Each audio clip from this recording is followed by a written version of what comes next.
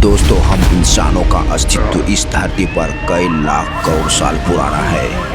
शुरुआती प्राइमेट्स से लेकर होमो सेपियंस तक मानव का शरीर कई बड़े बदलावों से गुजरा। उदाहरण के लिए, जब यहाँ दो पैरों पर चलने वाले जीव जो थे, उनके रीढ़ की हड्डी सीधी हुई, उल्हों की संरचना बदलती गई। इससे उन्हें लंबी दूर तक चलने और दौड़ने की क्षमता मिली, जो शिकार और भोजन की तलाश में बहुत काम आने लगी। साथ ही उनके जबड़े छोटे होते गए और दांत का आकार भी बदलता गया, क्योंकि वे अब कच्चे पौधों की बजाय पका हुआ भोजन खाने लगे।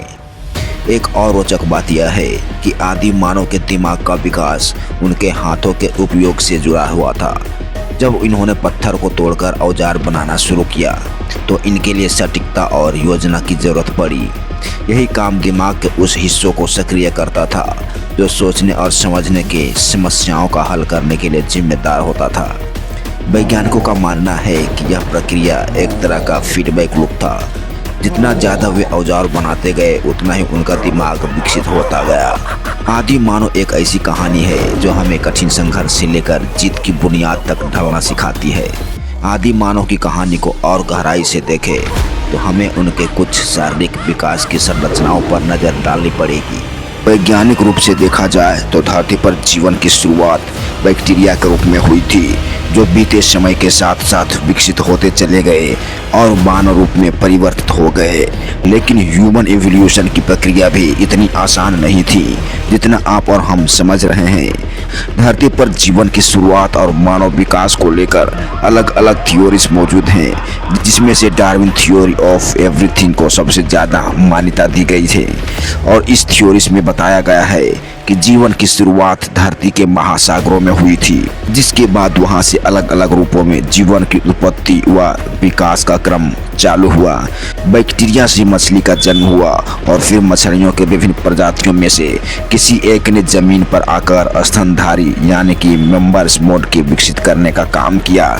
फिर यह अजीब अनेकों रूप में जैसे बंदर, शेर, चिंपैंजी आदि बने।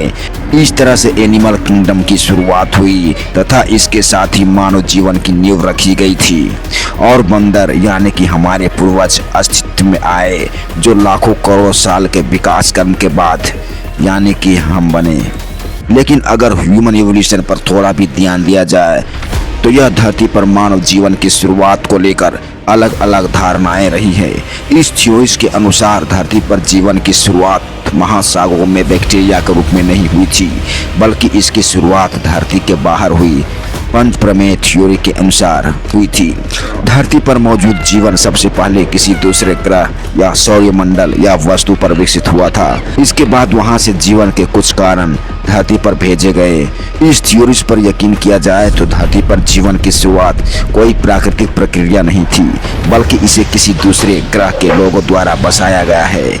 ऐसे में यह जानना और भी दिलचस्प हो जाता है कि इस पृथ्वी पर इंसान की उत्पत्ति कैसे हुई थी।